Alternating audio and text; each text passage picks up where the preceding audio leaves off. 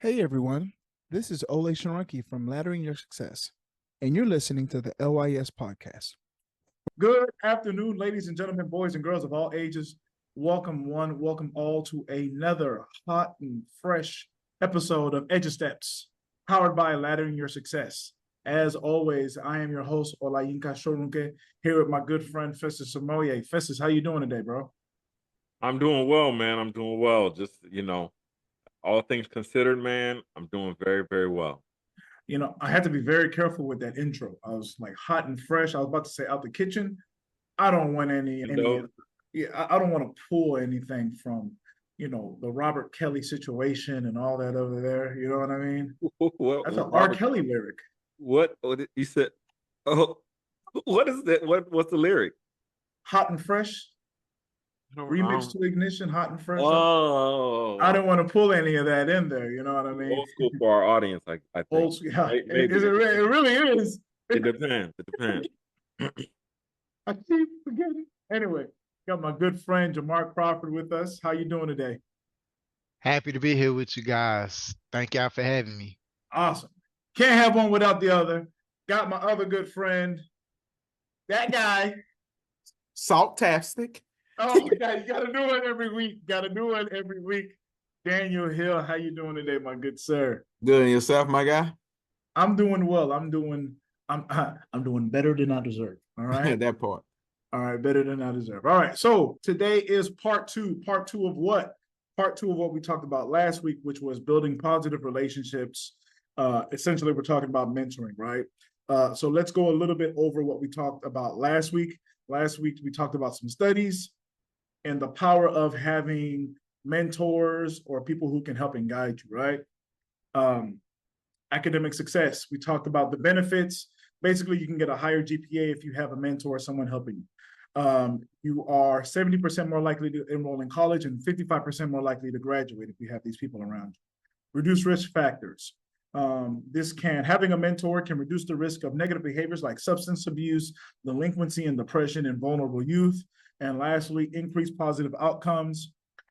Studies show that those who had a mentor during adolescence were more likely to hold professional jobs, own their own homes, and have higher levels of educational attainment as adults, right?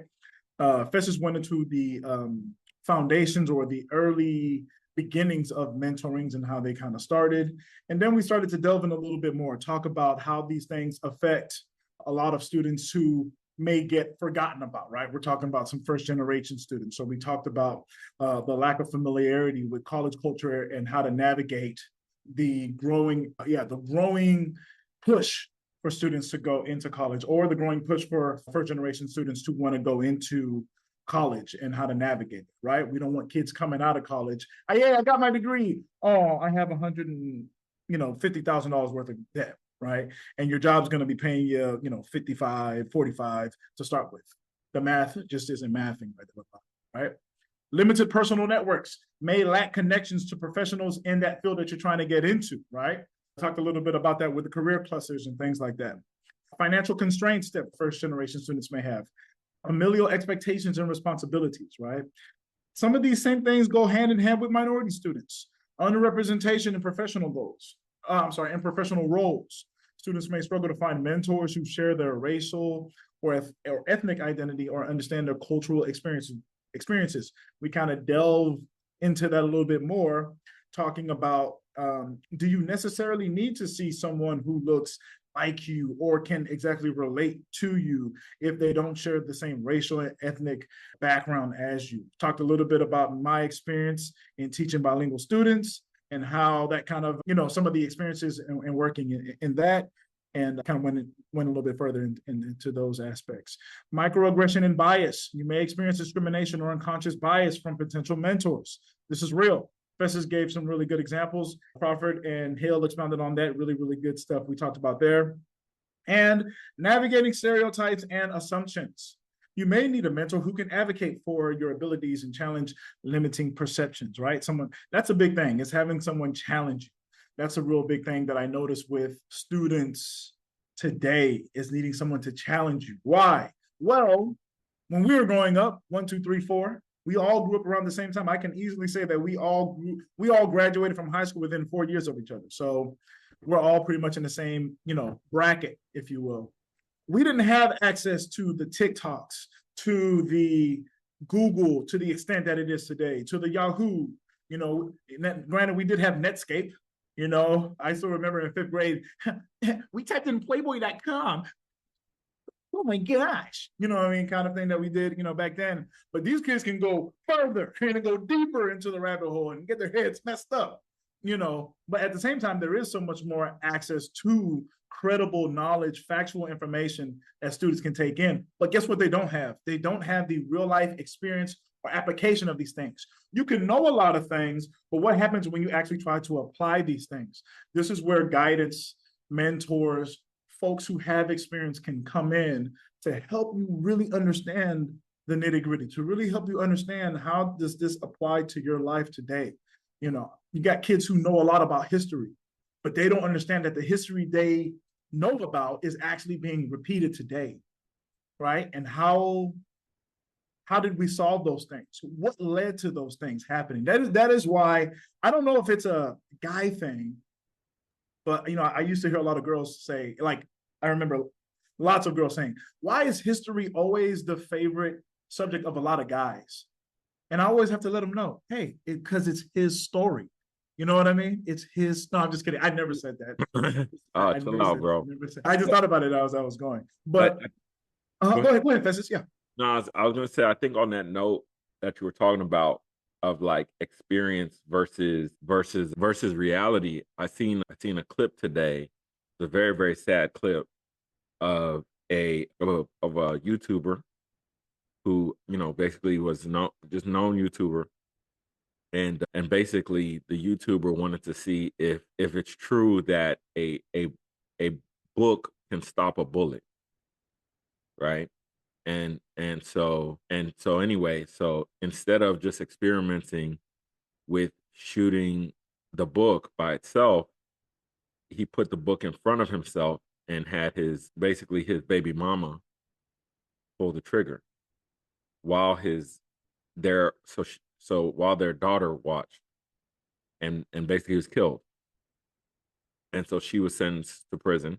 And it's sad because, that unfortunately that's kind of the thing about, like, when people see stuff and they try to apply it, you know what I'm saying? And they're like, and I'm not trying to make light of that situation at all. I think it's a very serious situation. But I think that's kind of the stuff that happens when people have knowledge and they think, oh man, I could just apply whatever knowledge I have without experience and expertise. And so, maybe he's seen it on a movie. I don't know what would make him try to do that kind of experiment. You know what I'm saying? But I think this kind of is something that might ring true, to a wider audience, because, when you watch stuff online, you see stuff on social media, a lot of times it could be edited. A lot of times it could be fictitious, and people don't know what's true or not. And so this is where having caring guidance, caring mentorship plays a big part. You know what I'm saying? Is, hey, if we have caring mentorship, that person can tell you, hey, yo, I think that's a bad idea. And I think the other big part about it is having somebody to open up to, you know what I'm saying? To just be like, hey, I'm thinking about doing such and such. You know what I'm saying? And maybe he'd be alive today, you know what I'm saying? But the part that, and you go in the comment section, but you know what I'm saying, the part that was really sad was that this guy tried that with a 50 caliber round. And so had it been a 22 caliber or something like that, quite possibly he could have survived. Even a 9mm, quite possibly he could have survived. But unfortunately, he chose one of the biggest rounds that you can choose, one of the most powerful bullets that you could choose. And unfortunately, and took his own life, or had his life taken from his own mistake. And I think that just applies in so many areas where, we think, man, I'm gonna go it alone. I'm gonna do it myself. I'm gonna try to be self-made, and not opening up to people about our struggles, our ideas, our processes, and really, I think the big thing is getting expert advice. So sorry to make it so serious so soon. No worries. I think that's part of that is the consequence, right, of not having that. And I think you bring up some really good points. I'm going to open it up for Crawford or Hill if you have anything you want to say, because I was taking some notes as you were talking there, Fist. It's a really good point. Nah, I don't have I don't have anything to add to that. The story that Fist is just kind of shared. I mean, he explained how unfortunate their situation is and having the guidance, or important of having the guidance of a mentor to possibly, influence the youth. And I think that right there is just a tragic story of a youthful person trying to come up with creative content, to give viewers to watch. And unfortunately, that situation took place the way it did. So I think Festus hit on all the important points on that situation. Nah, same way, man. It's just sad, bro. Especially since his little child was there watching, right? Is that what he said? The chick? Yeah. Was it like a baby, or was it like a kid that will remember forever? This is the sadder part. I try to leave this part out because of how sad it is. His girlfriend / baby mama was pregnant at the time, and the child that was there watching was 3 years old. So basically, he would have been a father too, and so basically the child watched her mother kill her father. Anything about the sorry. Not only that, it's like that's an example of people not really thinking about the consequences of the decisions that they make, because not only was his life taken, but now his family is split for God knows how long. So that's a consequence. Maybe I'm pretty sure they weren't thinking like, hey, I'm gonna die, or whatever the case may be. But now the mom and the siblings are split apart for however long, and we don't even know if the siblings would, if they go into foster care or whatever, if they're together or not. Yeah, and I think that's a very powerful point. About, there was a scripture I shared with somebody the other day, and it hit me when I was talking to them. But it's some Jesus said basically, wisdom is proved right by her children.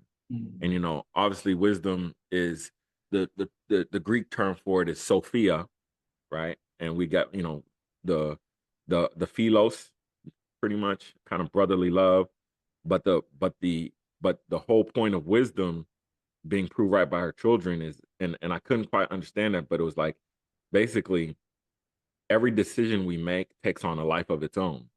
Mm-hmm. And all those different, basically, reactions, or all those different consequences stem from like that one decision. Hey, LYS fam, it's Ole. Just wanted to take a quick break to let you know that even though the cost of college can be daunting, the LYS Scholarship Guide ebook can assist you in realizing your dreams. You can identify and apply for scholarships using the information, advice, and resources in our comprehensive guide. Also, we've provided a template for a successful scholarship essay to help you stand out from the crowd. Don't allow student loan debt to control you. Get your copy of the LYS Scholarship Guide ebook right away to take charge of your destiny. Simply go to lys.com/parents to get your copy today. Now let's get back to that fire conversation. And I think we can all look back when we're older and we say, man, I'm glad I did that thing, because it had all of these ramifications, you know what I mean? And unfortunately, like Crawford was saying, in this situation, that one thing has a bunch of negative consequences, So yeah. Yeah. And so I think that's a wonderful thing to kind of start off with. A couple of weeks ago, me and Festus were hanging out, and I mentioned a previous call or mentor call that we had where we talked about generations, and we talked about the different generations, right? So we talked, and it was basically within the last 100 years, pretty much. So yeah, this is 24. So this is right around the time of the silent generation. And then we had the silent generation, we had baby boomers, we had Gen X. If you're around 25 to 40, say 25 to 45, you're probably a millennial, or 25 to 40, you're probably a millennial. And one thing I've noticed with a lot of millennials is we are very dismissive of the generations that come after us. So the Gen Z and the Gen Alpha, because of a lot of things that are more prevalent now that weren't prevalent when we were. And I think because of a lot of the things that we were exposed to growing up, and it's not necessarily dismissive of like, I don't like y'all. It's just, man, I ain't got time for it. So millennials are very like, nah, man, I ain't got time for it. I ain't got no time for that. Leave me alone. Like, you know what I'm saying? Like, I ain't trying to mess with it. When in reality, of all the generations, we should be the most open to, because if anyone could understand where they're coming from, it's probably going to be the one that you're closest to, and that's us. And so we should probably be on the forefront of like creating these bridges to be able to connect and talk with them. That's why this topic of mentorship is so important right now, of us going out there and talking to a lot of these, to a lot of the folks. So crazy. After I left church today, we were talking about, man, it was a really good sermon. The pastor was talking about being like Jesus, right? And so Jesus was out there with the sinners. One of the things that she said was helping us realize that, we are all sinners. So she would say, and Hill, you remember, dogs bark, cats meow, golfers golf, sinners sin, right? And so, that was the thing she was saying. And so I was talking with some of the guys, some really awesome guys after service, and he was talking about one of his family members who's gay, and how she's just gone through some things, and she's trying to go to the church, and people have told her in the church that because of your lifestyle you shouldn't come into the church. And so he took that as an opportunity to kind of minister to her and let her know that, hey, it doesn't, I'm sorry that you experienced that with these other churches, but I'm here to let you know that that's not how this works. It doesn't matter who you are, because I'm no different. And then he kind of went in and told her about his sin and the things he'd been through, and just to let that create that bridge and say, hey, if you ever need to talk about this, talk about that, I'm here for you. And so that's exactly what I'm seeing. That's exactly what I'm noticing. We think of mentorship like, hey, let's go fishing. I'll teach you about life. This is how you put a worm on a hook. For some people, that's what works for them. But sometimes it's just a little conversation of, hey, I know what you're going through, or I don't know what you're going through, but I'm here for you. This is how we can, do. This is how I can help in any way if you need me to, right? And let me open it up. Anyone have did that spark something in anyone? Did that help y'all, remind y'all about anything or anything? Because if not, I can keep going. No, go ahead. All right, cool. So when I was in high school, and into college, when I say this is not going to surprise anyone who listens to this, who knows me personally. When I was in high school and in college, I asked some of the dumbest questions ever. I really did. I asked some of the dumbest questions ever. And this is why I love teachers so much. Whenever, how when people say, there's no such thing as a dumb question. You remember that? You have a teacher on the first, no such thing as a dumb question. Come talk to me. I was always a student like, we'll see about that. We'll see. This is just the first day. I haven't reached my full form yet. I haven't hit over 9,000. You haven't seen me hit my full form. And I remember asking questions and professors and teachers just going, what? Like, in my class, did you really just? But I just had a very unique way of seeing the world. And sometimes I knew things, but I wanted to ask a question in a particular way to get a deeper understanding or to get a different perspective. That's just the way I was and am. And so I'm very fortunate to have had teachers and professors who were patient and were like, all right, before I judge or before I never answer another question from this young fool, let me see what's really going on, right? And so that kind of leads me to what I want to get into next, which is some of the other things that students may deal with, that being mental health and well-being. A lot of times we may have some marginalized students who are more likely to face mental health challenges or issues. This may require mentors who are sensitive to these needs and can provide appropriate support. And so I think a lot about special needs. Well, you got special needs kids, and then you have like students who just have like, mental health issues. This is why mentors are so important. You got some people who are incredibly patient. I think the second to my last year teaching, I had a student who was nonverbal autistic. And because of the laws in the state, he had to be in my classroom for like 60 days. It was some number of days. I can't remember exactly. That was the toughest period of teaching for me, by far. It just, What do you think made it so tough on you? Well, I was teaching bilingual. He spoke Spanish, or he heard Spanish, so I really didn't. There was already a language barrier there, right? Yeah. He was nonverbal, so he did learn some language, some sign language. They did try to teach him some sign language. We tried to create as open an environment as we could. And I tried, I got some crayons, and the crayons I got were pretty tough. They were like pretty strong crayons. Yeah. My guy destroyed those crayons within like 2 days. Like the jumbo thick crayons. Thick crayons, thick crayons, yeah, man. He destroyed them things. Yeah. And so I came back. It looked like a art class, like by the desk. Probably like really tactile, where he needed to press harder, Yeah, definitely, yeah, absolutely. He scratched me up pretty good. Just it was just a lot. Yelled a lot in class, did a lot of things in class, and so clearly I'm like, he needs someone to be with him, because you got to teach a whole group of students. Yeah, and he's creating all this. He's disturbing the class.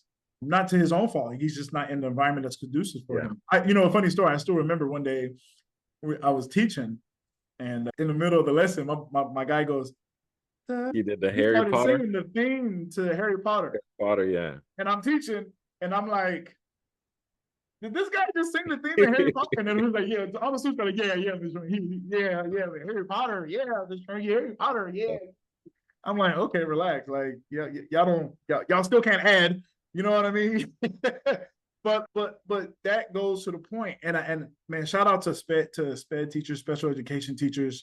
Y'all, man, there's gonna be a special place in heaven for y'all, because they're so patient, and they deal with so much. A lot of them have so few resources, and are still able to create such dynamic and helpful scenarios, and really help these kids out. Festus, I know you want to say something. Yeah, because now again, I didn't do middle school or high school, because I know that's a whole different ball game. But even in elementary life skills, we had some challenges, and I could see how those challenges, if those kids got bigger, would be much more difficult to handle. And I'll tell a quick story as it relates to this and kind of tie it into mentoring. But I had a student who used to throw tantrums in life skills. And basically, he would flip and destroy the whole entire class. So this is basically my second day at work, right? And I'm straight out of the Army. And so this dude destroyed the whole entire class. And I'm looking around like, what in the world is going on here? And so in that class, we had the sped teacher, the lead life skill teacher, and then we had myself and one other aide. And it's funny because the aide she was an older Black woman, the para, and she said this at that time, and I didn't even realize what she meant, but she goes, "We got a man in here now. It ain't gonna fly." and so no, that was actually, I think that was my first day at work. So the next day he comes back and tries the same thing. Oh man, I flipped out. And so I was like, oh, you want to throw stuff? Man, I start flipping tables, and I'm like, so I go straight drill sergeant on this kid. And so as I'm going straight Joe Sergeant on this kid, because again, this is what happens when you hire people who have no training, right? I had no training to work with kids. They just said, hey, this is a guy and he's disciplined. He could get in here with these kids. So anyway, allegedly. So allegedly. After flipping the room up and down, the sped teacher just walked out, walked out. And again, older Black woman, I told you, we got a man in here now. We got a man in here now. So, and again, I'm probably 20 something, you know what I'm saying? So I'm just not having it. So I got my boy in the corner, allegedly, in the front leaning rest, you know what I'm saying? And so I'm roasting this guy in the corner and he's like, yo, I'm gonna call my mom. I'm like, cool, I'm gonna call her too. And he's like, whoa, hey. So that was my thing. Anytime a kid, I'm gonna call my mom. Let's do it. Whose story she gonna take? Yours or mine? You know what I'm saying? So anyway, roasted this kid thoroughly in the corner, had a nice little sweat pile, made him clean up the room. But this ended up turning into a mentorship relationship. And so I had to get things, some documentation signed by the school and by his mom that I could mentor him outside of school. And so I would actually, we go to the movies together. I remember this one time I brought him over to my place, we was baking cookies, and he's like, this is for girls. I'm like, but if you want cookies, you need to learn how to make your own cookies. You know what I'm saying? And this was the interesting thing, again, just mentorship relationship. As we fast forward, he actually went on a date with me. You know what I'm saying? And so the young woman is like, who's this kid? You know what I'm saying? And he's like, yeah, this is my mentee. You know what I'm saying? So we eating sushi with the chopsticks or whatever. And it was more like a date type thing. And so, he's asking me all these questions about life and about manhood because he was supposed to be, he was supposed to function in society one day. And so you could imagine if this kid who's throwing tantrums, who doesn't have a father figure, male role model around, is doing that same type of thing in regular society. Well, I think he was in the 3rd grade when this initially took place and happened. And then by the time he was in 4th grade, he was a much calmer kid. And he even helped with some of the other students in life skills about just different types of behavior and stuff like that. You know what I mean? And I think the hard part is, people who do mentorship aren't going to be able to build that kind of relationship with every student. You know what I mean? And it takes a lot. It takes a lot. There was times, I'm going to pick this guy up on my own dime, my own time. You know what I mean? So we could spend time together. And I'm grateful that his mom was open and willing to do that. You know what I'm saying? But again, the school, like I said, I had to get a letter signed that this had nothing to do with school. This has nothing to do with anything. You know what I'm saying? Just that's an outside of school thing. And so, I do wish more people would do that, but I also want to kind of put a bug in students' ears and parents' ears that might not happen for your child. Hey, LYS fam, it's Ole. Thanks so much for listening to LYS. I just wanted to take a quick moment to talk to the parents. That's right, mom and dad. Parents, prepare your child for their best educational fit after high school with our comprehensive LYS Parents Guidebook. Our helpful guide includes a range of activities designed to help you better understand your child's unique gifts and abilities. Additionally, we provide valuable insights into the student loan debt crisis and offer practical tips on how to avoid accumulating large amounts of debt. Our ebook also includes a wealth of information on scholarships, grants, and payment exemptions that can help guide your child towards a bright and successful future. With our expert guidance, you can rest assured that your child is well prepared to make informed decisions about their education and career path. Don't let your child's future be in jeopardy.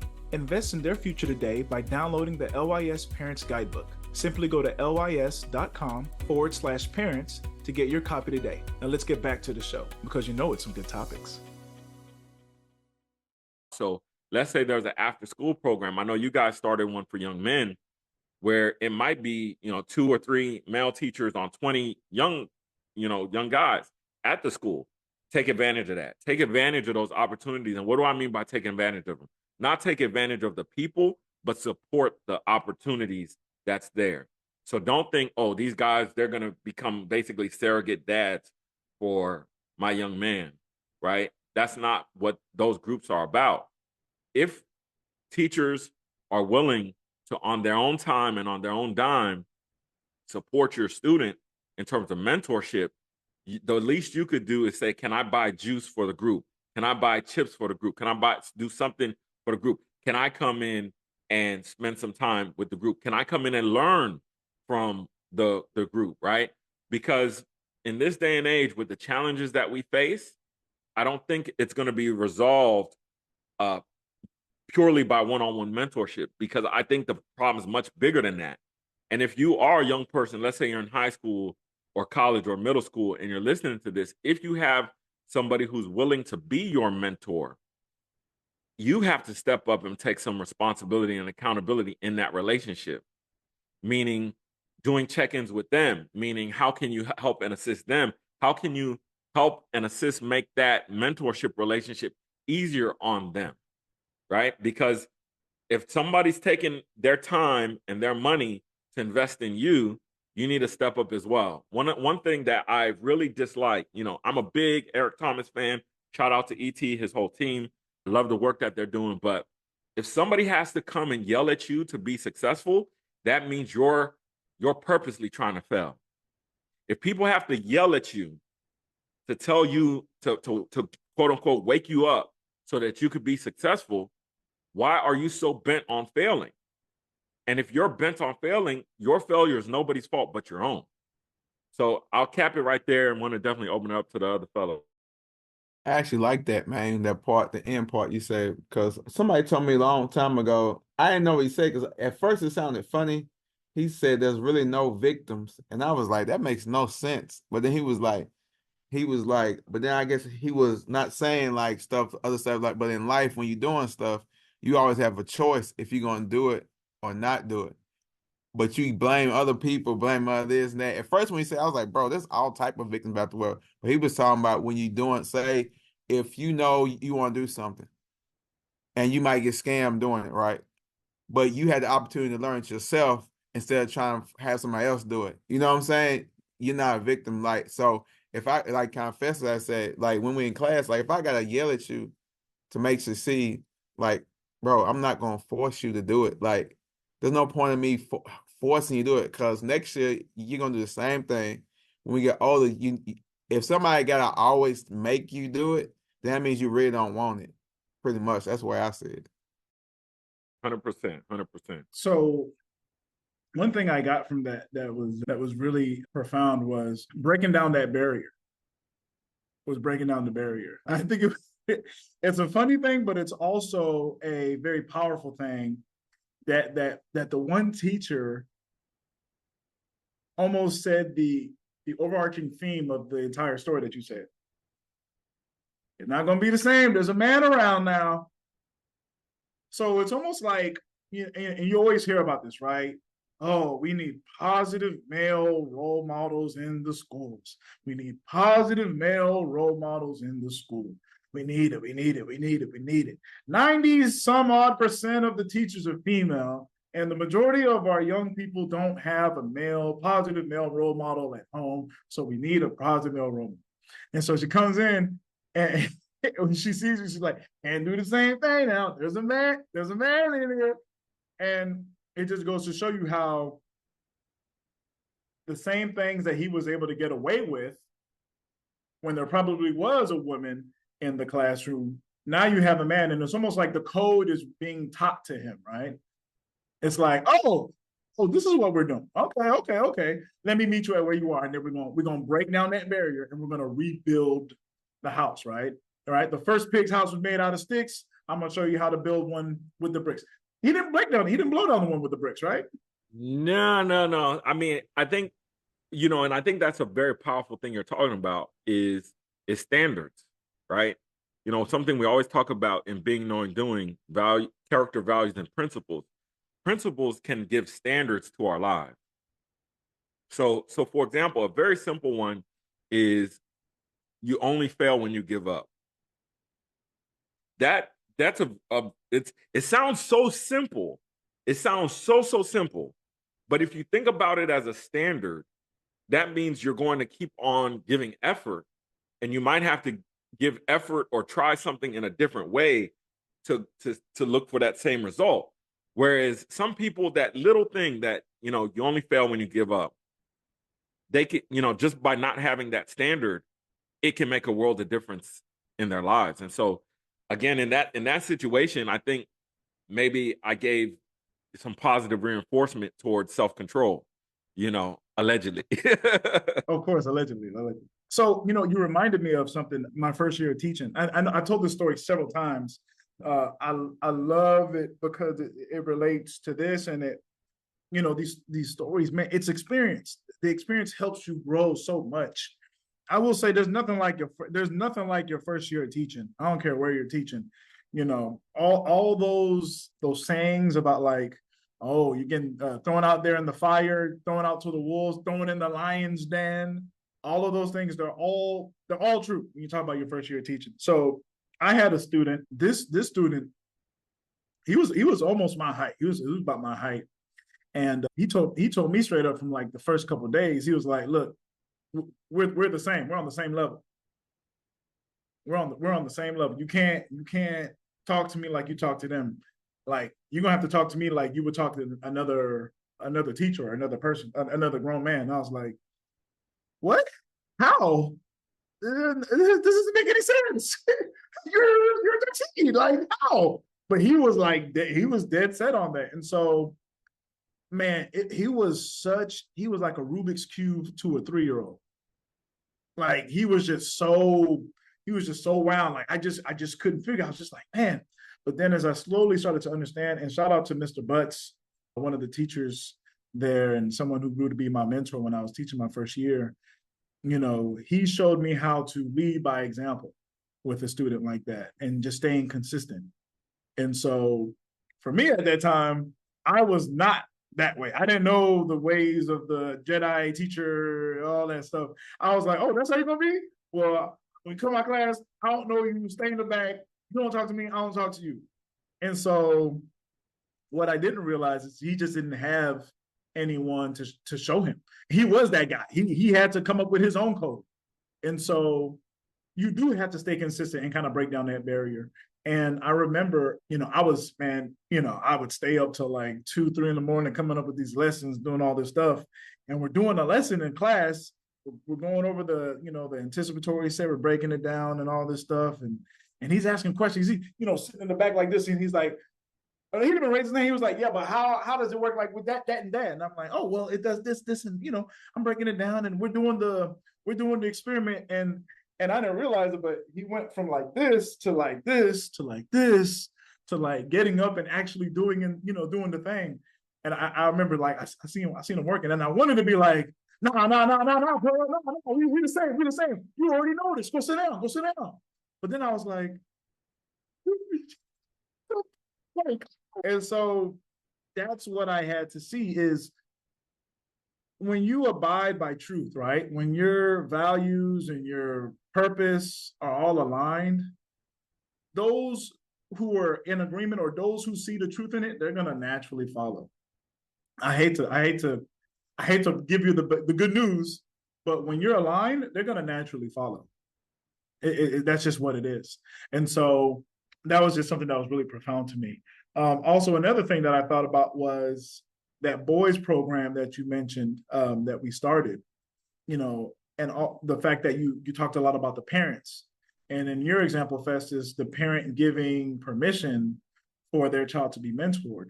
I think that's a really huge thing that we really got to talk about is the parent was the vehicle that started the journey, that allowed for that mentoring journey to start. And I was like, if I were to ever do a program like that again in a school, the one of the things that I would do is I would have a meeting with all the parents, or I would try to have a meeting with all the parents. Sorry, I would have a meeting with all the parents, and I would let them know exactly why we're doing this, but I would also let them know that this is not our responsibility. This is just something we are doing to help in addition to what's happening at home, right? And you'd offer resources and, some things to kind of help. But I think if I did that, we'd probably have a lot less students that would come in, but I think our impact would be bigger. Because when I say we had this conversation, like I'll let them know the truth. I'll let them know that we're not their parents. It's not our job to parent. That's not why we're here. We're here to offer, we're here to help our students because we need them being their best when they come into class. We need y'all to create the environment at home to allow them to come to school and want to have that zeal to learn, right? Not saying it's not easy. I get it. It's not easy, but this is our current state of affairs. This is what it needs to be, right? Yeah, so just being aligned with your vision, your missions, and your values, right? I mean, that's just a huge thing. I'll open it up if anyone had anything to add to that before we start to close. I You think know what? that like, Go go ahead. ahead, yeah. No, go ahead, brother. I feel like the mentoring thing is something that's like really important. That was something that I was really passionate about with mentoring, young men and kids, especially since I was one of those children who longed for that type of relationship as far as a father figure, mentor, and things of that nature. And I've seen firsthand the impact of that, just like Festus has with mentoring students and taking it outside of the classroom and building a real relationship and seeing the differences in their actions within the classroom. So I feel like that is like really, really important. I feel like the challenge is for me as an educator that that was one instance to where that particular area was mixed from low SES, middle, and higher income. So it was a good mix.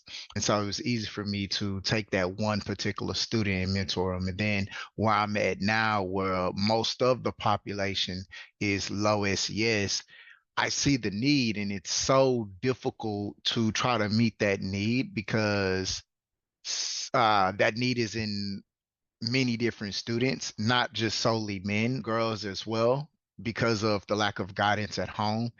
And it's like, I want to do what I can do to mentor them and help them. But at the same time, it's like, all right, man, it's too many. I can't build that rapport that I would love to build with each and every one of them with the lack of time where they definitely outnumbered me.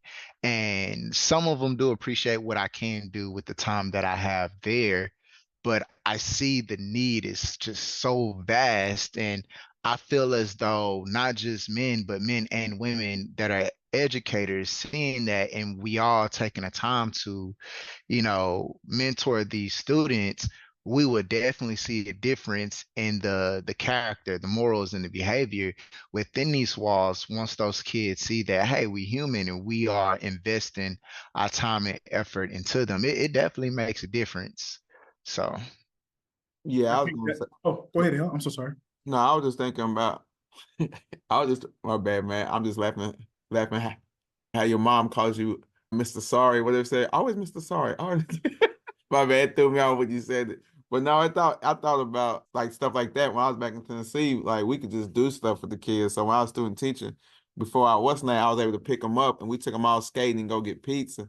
And the kids loved it, man. They come around, do stuff like that. And down here, I did it once. I didn't know about the laws, man. I thought it was like Tennessee. Man, I should, after Fest said he had to get paperwork, I was like, man, I didn't get no paperwork. I just picked the kid up. We went and did I went by his mama, hollered at his mama, and I was there to pick him up and take him somewhere, but he was in 6th grade by then. But that was the time I was getting my house built. So I was able to take him out like one weekend, maybe two. And next thing I knew, I moved all the way over to Jones Road. So after work, I couldn't wait. I had to go all the way, like the end. Remember when Jones Road was like, I think Jones Road something would just go to a dead end. It was like way down there. So I would be way down here and then came back. He was like, man, what's up? But when I was able to take care of him and do stuff, man, it was cool. But one thing I was gonna say, what you said, bro, was you would meet with the parents. I don't think that's why a lot of people, not the teachers always try, but I don't think a lot of organizations meet with the parents. Because you like set the standard. Like that's why most of these charter schools do good, because they let their parents know, look here, if y'all don't do this, then your kid can't come. And I know it'd be less kids, but I mean it's more proper. It's more profitable because now it's like we trying to work with a lot everybody, and everybody don't want to do good. And now they focus on the ones who don't want to do good.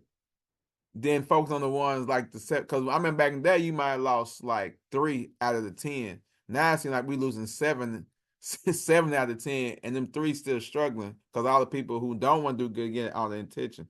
But yeah, like Crawford said, man, this is something good because I like a lot of kids need help. It's just a bunch of them now, like the whole school, bro. Like, how you do that?